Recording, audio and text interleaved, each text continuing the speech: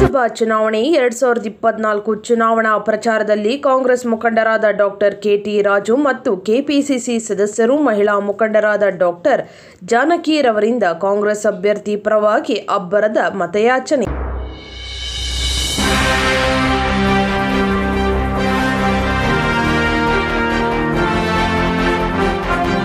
ಸೊಲ್ಲಾಪುರದ ಲೋಕಸಭಾ ಪ್ರಚಾರದಲ್ಲಿ ಭಾಗವಹಿಸಿದ ಕಾಂಗ್ರೆಸ್ ಮುಖಂಡರಾದ ಡಾಕ್ಟರ್ ಕೆಟಿ ರಾಜು, ಕಾಂಗ್ರೆಸ್ ಮಹಿಳಾ ಮುಖಂಡರು, ಕೆಪಿಸಿಸಿ ಸದಸ್ಯರಾದ ಡಾಕ್ಟರ್ ಆರ್ ಜಾನಕಿರವರು ಸೊಲ್ಲಾಪುರ ಲೋಕಸಭಾ ಚುನಾವಣಾ ಪ್ರಚಾರದಲ್ಲಿ ಭೇಟಿಯಾದ ಮಹಾರಾಷ್ಟ್ರದ ಮಾಜಿ ಗೃಹ ಸಚಿವರಾದ ಸುಶೀಲ್ ಕುಮಾರ್ ಸಿಂಧೆರವರು ಜೊತೆಗೂಡಿ ನೇಕಾರರ ಮತದಾರರ ದೃಢೀಕರಣ ವಿಚಾರವಾಗಿ ಸಿಎಂ ಅವರೊಂದಿಗೆ ಗೆಲುವಿನ ತಂತ್ರವನ್ನು ಚರ್ಚಿಸಿದ್ದೇವೆ.